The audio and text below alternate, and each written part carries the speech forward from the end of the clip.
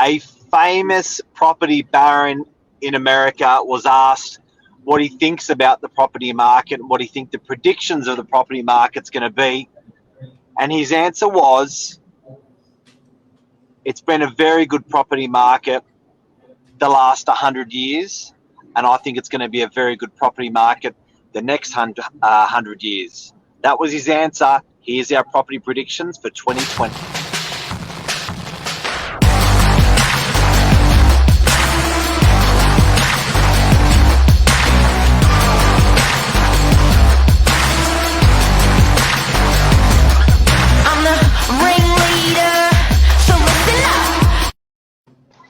Good morning, Mark. Good morning, Billy.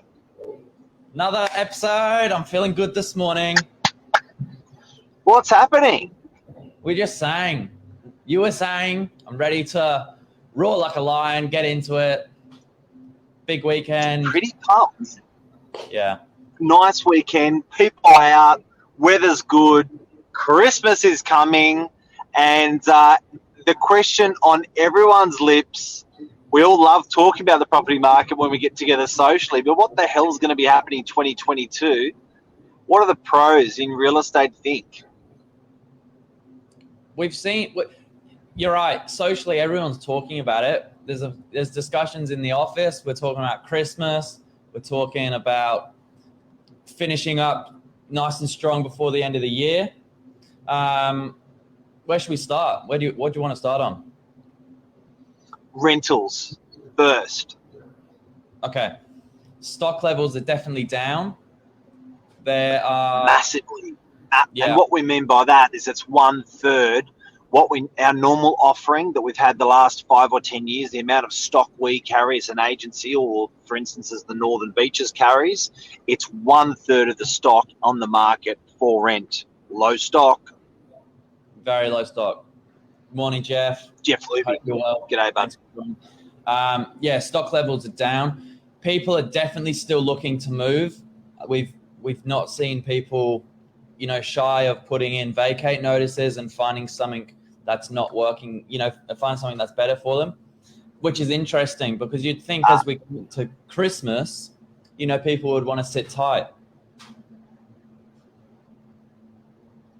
You'd think so, yeah. Well, with rentals, you've still got about 2 to 4 weeks to get set in, maybe 5 weeks to get set into your property for this year. With sales, you're leaving it a little bit run when you're considering got a 6-week settlement. But property prediction 1 that I've got is that rentals in the next 12 months for 2022, rentals will be up dramatically as much as 30% to 40%. The rental market will surge. Residential. That's huge. Huge. How's commercial been, Mark?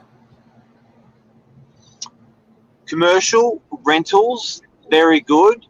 Particularly out the model that I think you've got. I think CBD rentals. I was talking to a CBD agent the other day.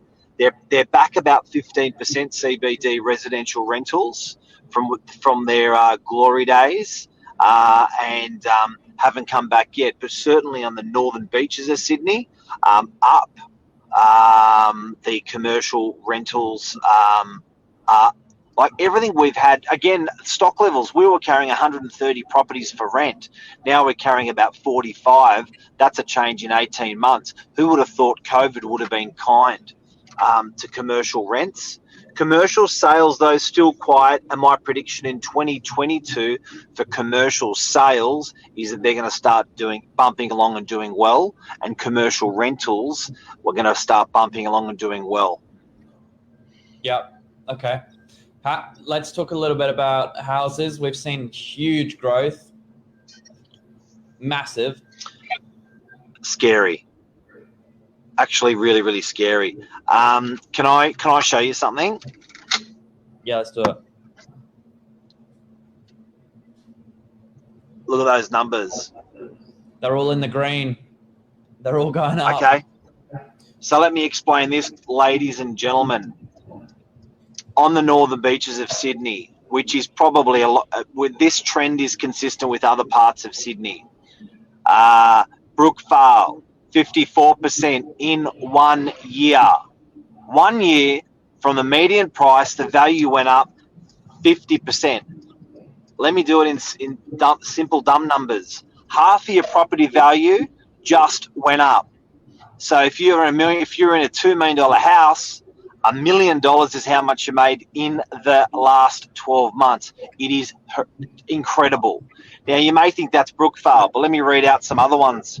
Colorado Plateau, Collaroy, Beacon Hill, Narrowena, Cromer. All of these guys have done about the 50 to 55% capital growth in only 12 months. Yeah. Do you have the numbers there for apartments?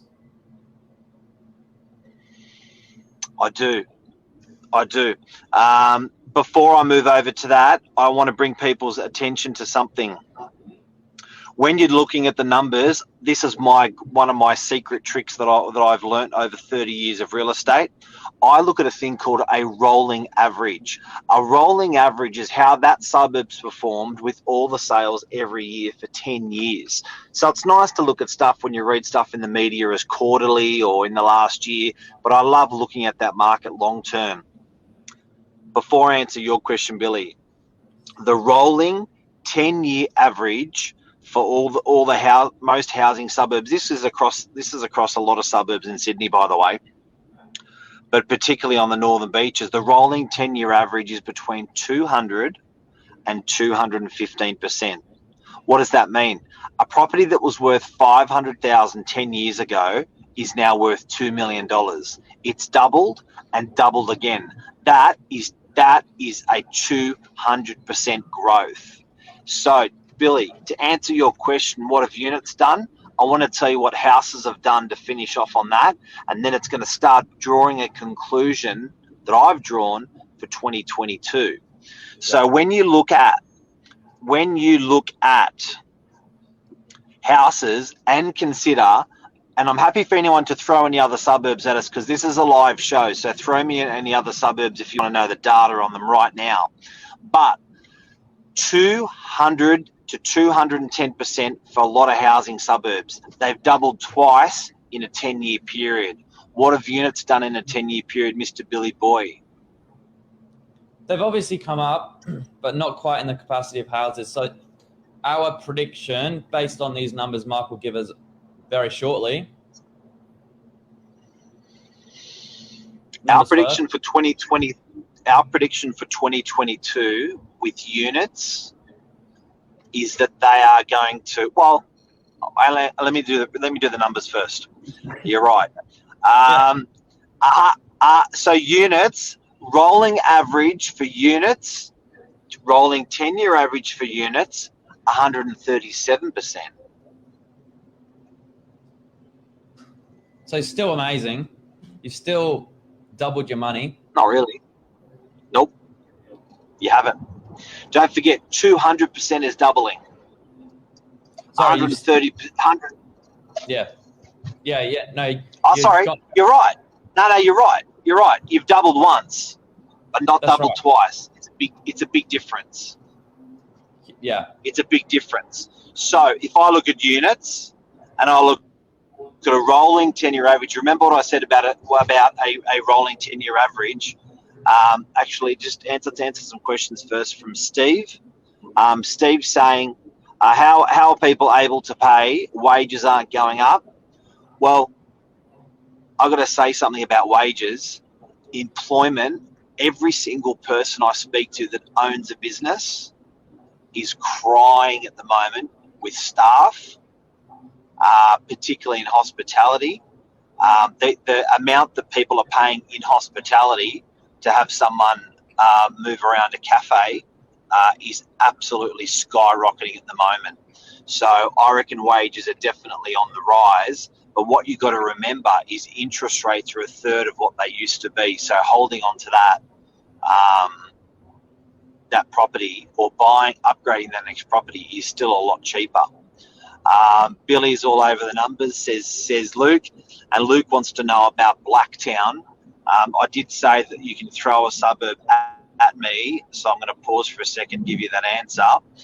But Blacktown numbers, and guys, you're gonna love this. I'm glad you brought up Blacktown. That's a good one. Blacktown. Here we go. 10 years. Okay. Blacktown, 10 years. In 10 years, Blacktown houses have gone up 137%. 130%. So, Billy, you're good maths. If you bought a property in Blacktown for $1 million 10 years ago, what would it be worth now? You've doubled your money, but only the once. At least. Yeah. And a little bit more. You know, that's still pretty amazing, though. I think we're talking about numbers here, like 200% in 10 years. I don't think we can consider that normal. So you've got to look at it. It did it in the 80s. In the 80s, it did it. It did it in the 80s, in 83 and 87. There was a double and a double. So that did 200% in the 80s. Yeah, which is unbelievable. It really is. But it's not a reason to not say that the surrounding areas have done very well as on top of that. Yeah, Blacktown's done well. A lot of areas have done double and a little bit. Now, back to units. One thing that I've established when I'm going to talk about my property prediction, and I'm going to back that up with, that's why I've given everyone these numbers right now. One thing that I've established is that houses in our areas have done a rolling average. I'm going to explain that one more time. A rolling average. So over 10 years, if a property has gone up 200%, if you gave me $1 million 10 years ago and I put it into a house and it's gone up 200%, that would mean that I'm going to give you back your $1 million and I'm going to give you back, that million is going to go up to, it's going to double first. So I'm going to give you back 500,000, then it's going to double again. It's going to go $1 million. So it's doubling twice if it's done 200%. That's incredible. Now, units across all of the Northern Beaches suburbs have only done between 120 to 130%, whilst houses have done between 200 and 210%. Why? It's a great question. We were saying people love their pets, don't they? I think space. Why have houses? People love their pets. I think space has been a key factor to that. Yeah. COVID, working from home. People are the importance. People put less importance on office space and more in the CBD, and more importance on office space under their nose in their own home, which has made sense because they're not traveling. They can maybe spoil themselves a little bit, buy a house, buy through a bigger property, and off they go. So I reckon for 2022, we're going to, house prices are going to level out. Guys and girls, they've done 200%, 210% in the rolling 10-year average. 200. It's out of. I don't think there's much more growth for houses, to be honest. But I do think there's a good opportunity for units to play catch up. And I do think that units, when you look at our rolling average, units have only performed at 130%. I think that's a difference of 70% between houses. There's never been a difference between, in 50 years, the growth of units and the growth of houses has always been similar across the Northern Beaches of Sydney. Now, I'm saying that because generally the Northern Beaches of Sydney is, it's a pretty consistent suburb. It's a pretty good balance of stock. There's not a lot of new stock coming on the market. There's a good balance between units, houses and commercial. But that model does work with a lot of parts of Sydney. And if you want to send us the suburb that you're considering, we can do a live run on it and let you know. Now, Steve's got a question as well, Billy. Want to read that out? Yeah, rates have gone up. Market can't keep doing this. Banks are tightening lending rules. What do you reckon? I was talking to another one of the sales agents in the office about banks tightening lending rules. His opinion was that it's not quite as tight as everyone's making it out to be. What do you reckon, Mark? Yeah, look, I think they're modelling pretty low numbers. So when you used to go to get a loan, they're modelling you and restricting you to a 6, 7, or 8% interest rate, 9 or 10% when rates were higher. So I think the simple fact is that they're modelling you on a lower base. That's going to get you more money. I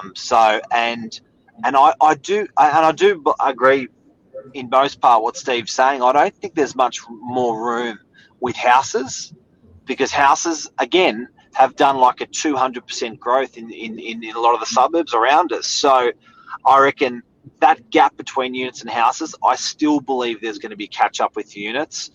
Billy, you've just bought a unit, and you're on a pretty much an apprentice an apprentice sort of wage, or for you. How old are you? Yeah, 18. You're right. So it is doable, and that's in the eyes of the bank as well, which I initially struggled to believe. Yep.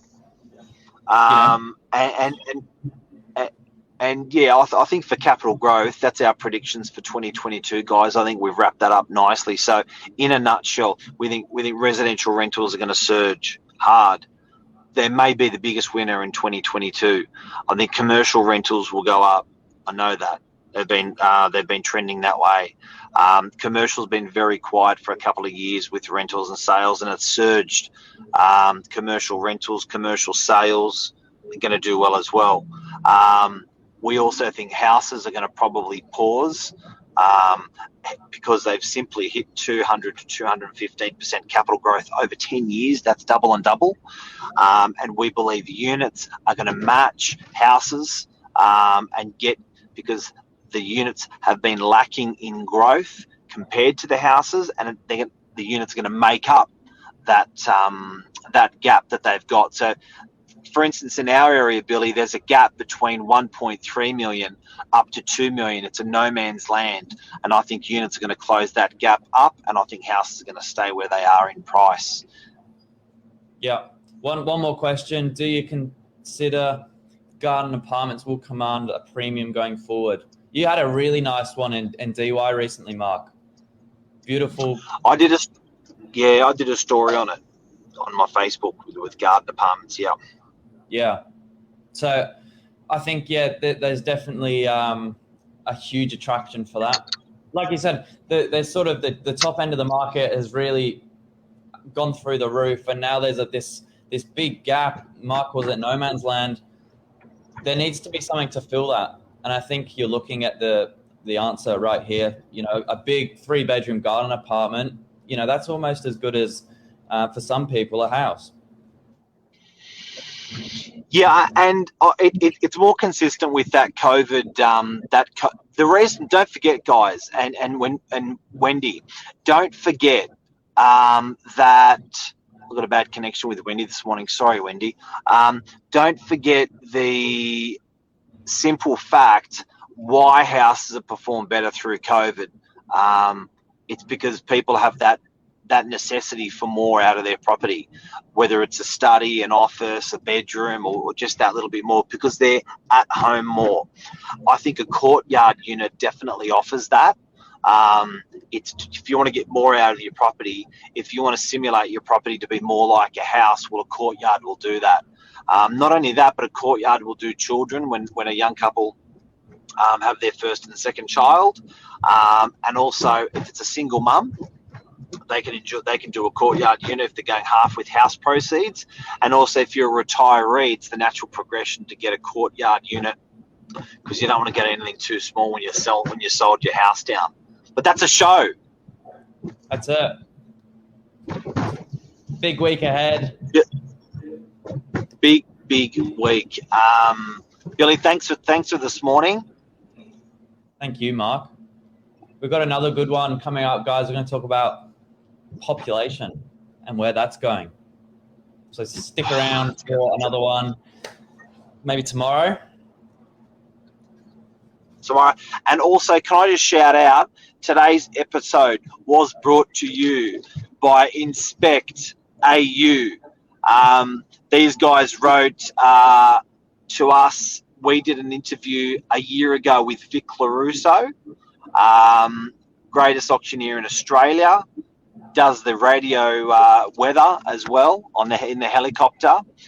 Vic and I were talking about the cliff. Do you remember this? The cliff of COVID, that there was property prices were going to bust when we came out of lockdown second last time.